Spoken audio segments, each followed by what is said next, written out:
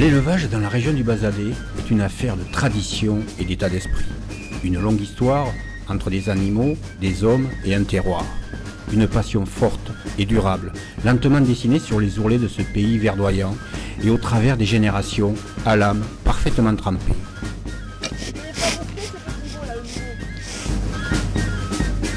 Pour atteindre la propriété Morleau-Manceau à Birac, il faut traverser Bazas, s'en aller sur les hauteurs fermières du Bazadais, emprunter une petite route à peine sinueuse et sortir de l'univers de la consommation sous blister. Sur cette exploitation familiale, on ne fait aucune concession à la rentabilité et l'on élève dans les règles d'un art absolu. Depuis longtemps, après une sélection rigoureuse, les bêtes portant la marque Morleau-Manceau figurent sur tous les tableaux d'honneur des concours organisés à Bordeaux, Paris et ailleurs.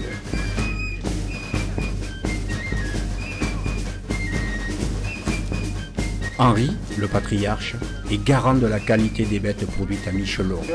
Il vit avec la Bazadaise depuis 60 ans. Un rendement, parce que j'ai fait pas mal de bœufs de carnaval pendant 40 ans, et bien, aucune race nous a battu un rendement viande. J'étais à Paris, faire des concours même, et les bœufs de carnaval que l'on faisait, on a eu du rendement au-dessus du blond d'Aquitaine. Celui qui nous talonne le plus, c'est le Limousin. Moi, la race Bazadaise, c'est une race très très rustique. C'est une race qui dépérit beaucoup, mais dans 3 mois, elle a repris sa viande. C'est très rustique.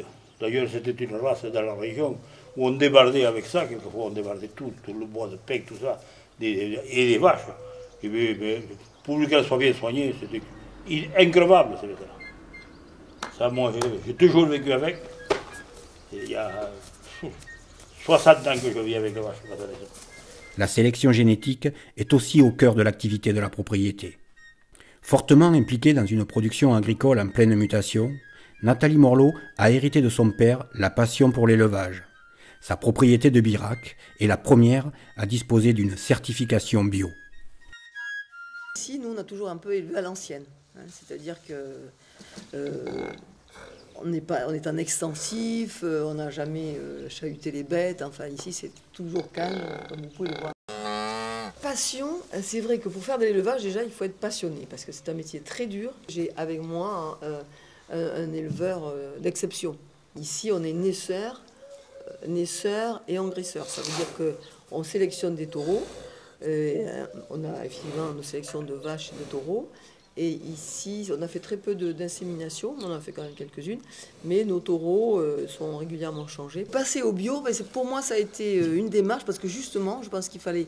Moi, je suis restée une indépendante, je suis que race bazadaise, et j'avais envie, justement, de promouvoir ce produit. Bon, nous, on continue toujours les concours, on continue toujours à envoyer des bêtes à Paris, Bordeaux. Là, on va en envoyer au Space de Rennes, on va en envoyer à Cournon, qui sont des élevages, des salons professionnels très importants. Donc pour nous, c'est toujours une notoriété que d'amener nos bêtes là-bas. Moi, je pense que le bio, c'est une qualité supérieure de viande. Alors l'avenir, je pense que de plus en plus, les gens y sont sensibles, parce que de plus en plus, on voit des choses quand même pas très logiques et pas très rassurantes. Donc je trouve que moi, les particuliers, peut-être plus que les pouvoirs publics, peut-être plus que les élus, ils sont très sensibles à ce bio. Voilà. Mon rêve, c'est de trouver, ou mon fantasme peut-être, c'est de trouver, mais enfin plutôt mon rêve quand même, de trouver des éleveurs qui continueront cette race avec encore l'œil d'Henri et puis de transmettre, quoi. Hein, voilà. Oui, il faut transmettre parce que c'est un trop bel élevage pour qu'on l'éclate. Je voudrais garder cette génétique, cette structure, cette façon d'élever qu'on a toujours eue et qui fait qu'on est heureux de ce qu'on fait. Michel Cardoz, bien connu des téléspectateurs et des auditeurs de Sud Radio, est un adepte des produits de qualité. On aime le produit frais, le produit de qualité et le produit de proximité. Et ici, il y a la conjonction des deux exigences qui me semblent à moi très, très contemporaine, très actuelle. Cette agriculture de proximité, qu'elle soit celle de la viticulture ou celle de l'élevage, elle maintient des femmes et des hommes attachés à l'exploitation, à la terre. C'est-à-dire que nos campagnes ne deviendront pas, avec cette agriculture de proximité, des parcs de loisirs. Je crois que le consommateur peut influer sur le mode de distribution, sur la consommation, parce que ceux qui distribuent l'alimentation sont attentifs à la demande sociale, c'est-à-dire qu'ils sont attentifs aux demandes des gens. Si les gens se portent plutôt sur le yaourt brassé que sur le yaourt pas brassé à 0%, ils vont mettre plus de yaourt brassé dans le rayon. La question du prix, c'est une question de rapport au produit. On n'hésite pas à mettre des sous dans une chose qui vous fait envie. Si on redonne l'envie de l'alimentation vraie de proximité aux consommateurs, ils mettront le prix. Professionnel de l'élevage, Jean-Pierre Dutreuil est admiratif du travail réalisé à Micheloron. Je suis heureux dans cette région, oui, parce que Madame Morlot est une dame très active qui travaille beaucoup, qui se débrouille, quoi, pardonnez-moi, et avec la famille Manceau, qui sont de bons éleveurs de notre région, et de bons soigneurs.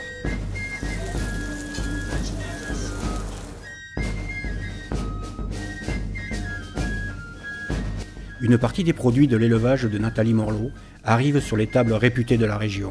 C'est le cas à Langon. Cyril Balland a choisi de cuisiner bio et basadé.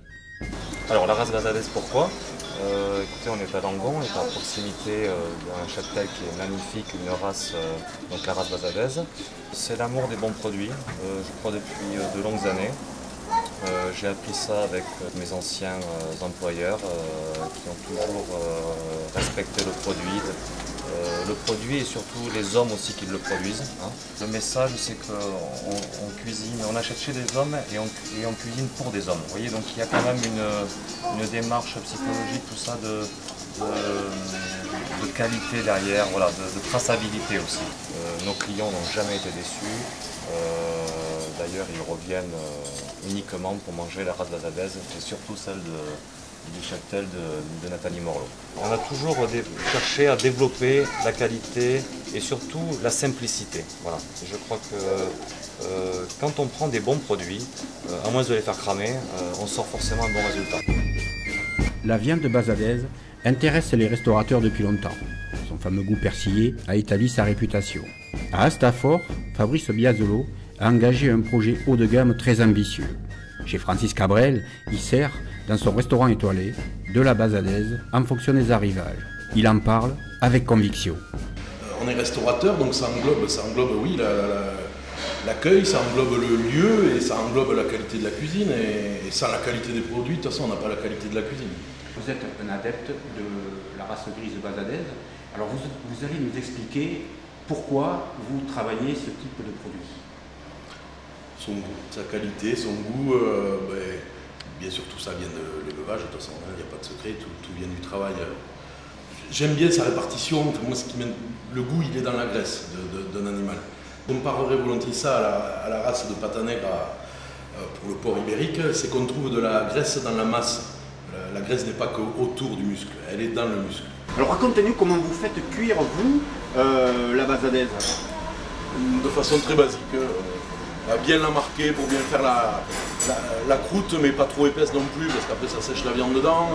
Après, selon les techniques, plancha, grill, selon les moments. Moi, le produit, c'est mon fil conducteur, c'est lui qui fait que je me renouvelle, que j'ai besoin de les visualiser, j'ai besoin des saisons, enfin bon. Ouais, c'est primordial. Dans les Landes, à Saint-Jean, une autre forme de restauration, plus populaire, mais tout aussi généreuse. Jeannot Ducos reçoit dans sa cuisine. Cuisinier par passion, il aime partager avec ses amis. François Jouve, dont les auditeurs de France Bleu Gascogne connaissent la verve et l'accent, en fait partie. Jeannot, on va parler du veau de Bazas. Le veau de Bazas, c'est une viande exceptionnelle qui se respecte. Qu'est-ce qu'on a là sous les yeux? Alors nous avons deux pièces différentes. Côté droit, nous avons du tendron de veau et de l'autre côté, nous avons deux pièces de cul de veau, on appelle.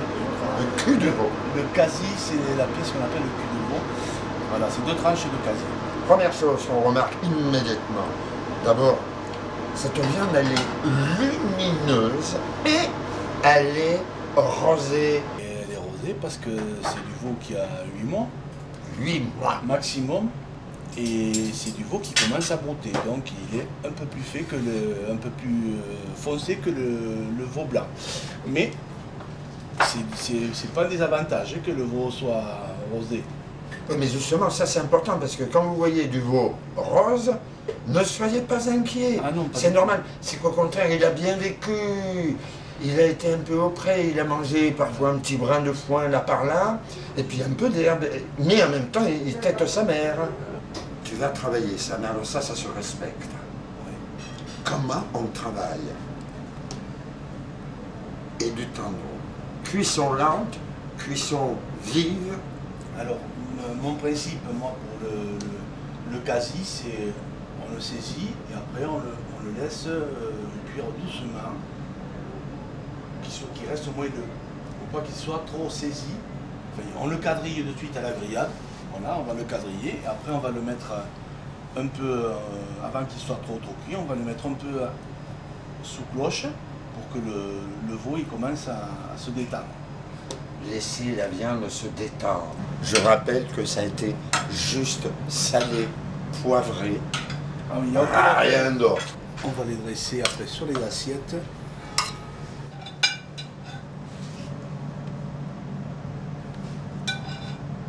Voilà, c'est une assiette simple qui ravira bien des palais.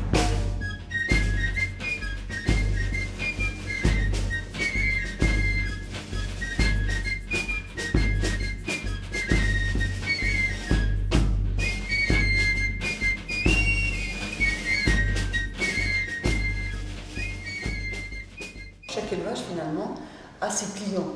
Alors, où on a la viande directement au consommateur, on fournit aussi donc des restaurants. Et petit à petit, finalement, ces réseaux se développent.